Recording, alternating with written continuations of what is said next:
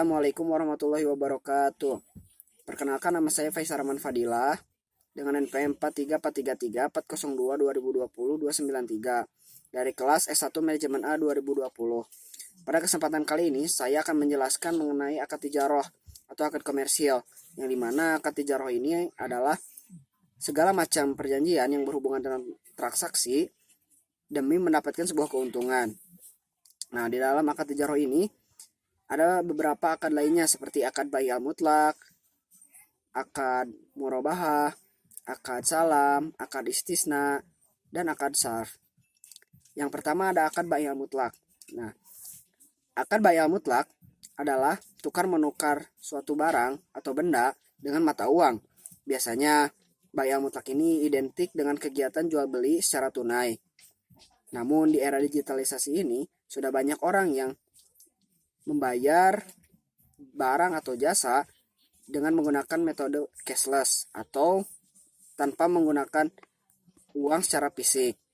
Menurut Sakifah Ismail, ada beberapa kasus di mana uang tersebut tidak langsung masuk ke rekening penjual, padahal pembeli sudah melunasi barang atau jasa yang telah ia beli.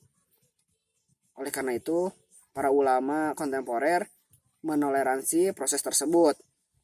Maka waktu cash harus disesuaikan dengan sistem keuangan yang berjalan. Meskipun begitu, metode pembayaran menggunakan cashless masih masuk ke dalam bai al mutlak. Berikutnya ada rukun dari bai al mutlak. Yang pertama adanya penjual, yang kedua adanya pembeli, yang ketiga adanya objek atau barang, yang keempat adanya sigot atau ijab kabul. Ada juga syarat dari akad bai al mutlak ini. Syarat yang pertama adalah kesepakatan bersama. Yang kedua, menggunakan akal sehat. Yang ketiga, barang yang diperjualbelikan harus sudah dimiliki oleh si penjual. Yang keempat, penjual harus menyerahkan barang kepada pembeli setelah transaksi terjadi. Yang kelima, harga barang harus diketahui. Yang keenam, barangnya pun harus diketahui.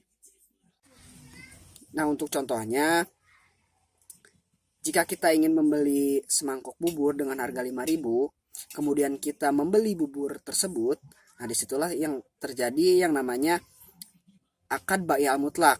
Karena ketika itu terjadi kegiatan tukar menukar antara bubur dengan uang Rp5.000. Yang kedua ada akad murabahah.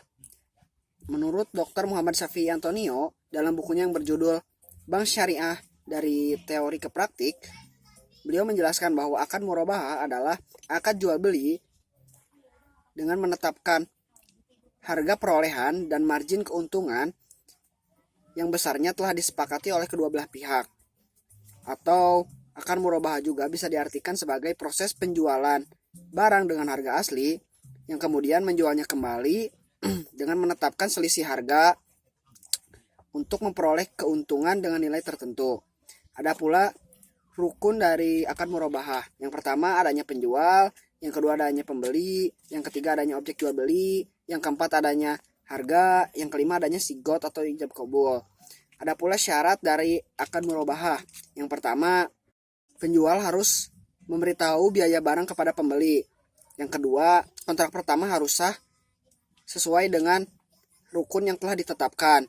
Yang ketiga, kontrak harus terbebas dari yang namanya riba. Yang keempat, penjual harus menjelaskan kepada pembeli bila terjadi kecacatan atas barang setelah pembelian. Yang kelima, penjual harus menyampaikan semua yang berkaitan dengan proses pembelian. Ada pula contoh kasus dari akad murabahah, yaitu jika ada seorang nasabah yang hendak membeli laptop, kemudian ia mendatangi bank untuk melakukan akad murabahah dengan cara melakukan kontrak atau perjanjian yang di dalamnya kedua belah pihak membahas mengenai laptop yang diinginkan, harga, spesifikasi, dan lain-lain. Setelah kedua belah pihak sepakat dengan kontrak atau perjanjian tersebut, maka pihak bank akan langsung menghubungi pihak supplier atau pemasok untuk memesan laptop tersebut yang kemudian akan dibeli oleh pihak bank. Setelah pihak bank membeli laptop tersebut, Kemudian pihak bank akan menjual kembali laptop tersebut kepada nasabah tadi dengan harga yang telah disepakati dalam kontrak atau perjanjian sebelumnya. Yang ketiga, akad salam.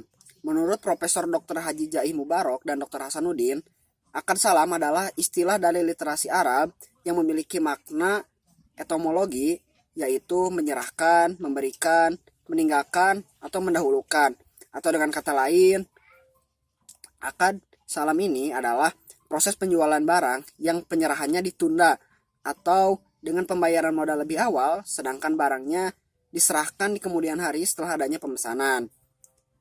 Ada pula rukun dari akad salam. Yang pertama adanya penjual, yang kedua adanya pembeli, yang ketiga adanya objek transaksi, yang keempat adanya sigot.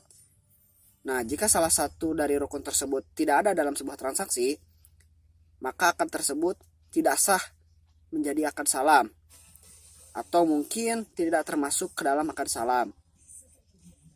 Ada pula syarat dari akad salam. Yang pertama adanya penjual dan pembeli, yang kedua adanya objek transaksi, yang ketiga adanya proses ijab qabul. Nah, untuk contohnya sendiri bisa dilihat jika kita sedang berbelanja online di online shop, biasanya kita akan melakukan pembayaran terlebih dahulu melalui transfer sebelum barang tersebut dikirim dan diterima oleh kita sebagai pembeli. Yang keempat, ada akad istisna. Menurut Wahbah Al-Zuhaili dalam kitabnya Al-Fiqh Al-Islami wa Adilatuh, beliau menjelaskan bahwa akad istisna adalah akad yang meminta seseorang untuk membuat sebuah barang tertentu dalam bentuk tertentu, atau akad yang dilakukan oleh seseorang untuk membuat barang tertentu dalam tanggungannya yang disepakati antara pemesan atau penjual. Ada pula rukun dari akad istisna. Yang pertama adanya penjual, yang kedua adanya pemesan, yang ketiga adanya objek, yang keempat adanya sigot. Ada pula syarat dari akad istisna itu sendiri. Yang pertama, modal harus diketahui. Yang kedua, barang harus spesifik dan harus bisa diidentifikasi. Yang ketiga, boleh menentukan tanggal waktu penyerahan barang tersebut. Yang keempat, menentukan tempat penyerahan barang tersebut. Nah, untuk contoh kasusnya, misal jika ada seorang pengusaha yang ingin memesan sebuah rumah dengan 3 kamar, 2 kamar mandi, dan 1 kolam renang, beliau bisa mendatangi bank syariah untuk memesan rumah tersebut. Karena biasanya bank-bank syariah memiliki fasilitas tersebut. Yang kelima, ada akad syarf. Nah, akad syarf adalah suatu kesepakatan dalam transaksi jual beli antara dua valuta, baik yang sejenis maupun yang tidak sejenis. Atau secara istilah, akad syarf ini adalah sistem tukar menukar harta atau aktivitas perdagangan sesama mata uang, baik yang sama ataupun yang tidak. Untuk rukunnya sendiri, yang pertama ada penjual, yang kedua ada pembeli, yang ketiga ada objek transaksi atau valuta dan nilai tukar, yang keempat adanya sigot. Untuk syaratnya sendiri, yang pertama, jika valuta sejenis, maka harus ditukar dengan jumlah yang sama. Sedangkan jika valuta tidak sejenis, maka pertukaran harus dilakukan sesuai dengan nilai tukar. Yang kedua, penyerahannya harus disegerakan.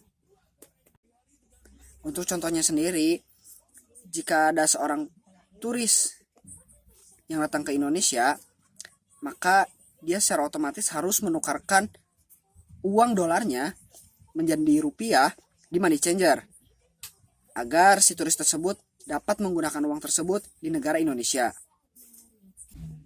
Sekian dari saya. Mohon maaf apabila ada kesalahan. Terima kasih atas perhatiannya. Wassalamualaikum warahmatullahi wabarakatuh.